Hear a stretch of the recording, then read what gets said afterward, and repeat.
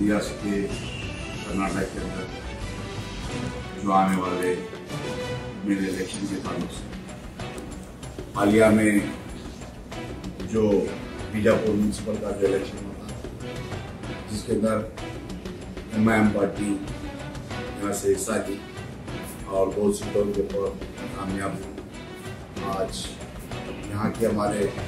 रियासत कर्नाटक के प्रेसिडेंट उस्मान गनी साहब और यहाँ के जिम्मेदार पार्टी के उनके साथ में तफसीलात हुई और जिसके अंदर हालिया में सदर मोहतरम जनाब नकल मिलत बैरिस्टर असदुद्दीन साहब की हिदायत पर मैं और मेरे पार्टी के जिम्मेदार जनाब सलीम साहब बीजापुर टाउन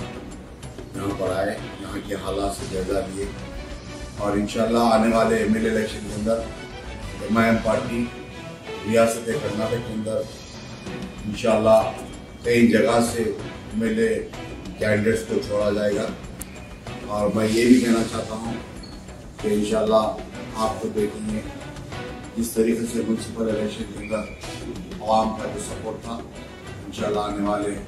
MLA इलेक्शन के अंदर भी चाहे वो बीजापुर हो, चाहे वो गुलबर्गा हो या बिदर हो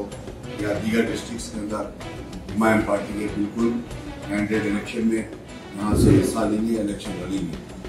और मैं इस मीडिया के जरिए मैं आवाम से भी गुजारिश करता हूँ इंशाल्लाह करीब के अंदर बैरिस्टर असदुद्दीन साहब के नियमों पर इंशाल्लाह बीजापुर को भी आएंगे और यहाँ के कैंडिडेट से और यहाँ के मुकामी आवाम से भी पैदा कर यहाँ के हालात से वाकिफ होकर इंशाल्लाह जो हो सकता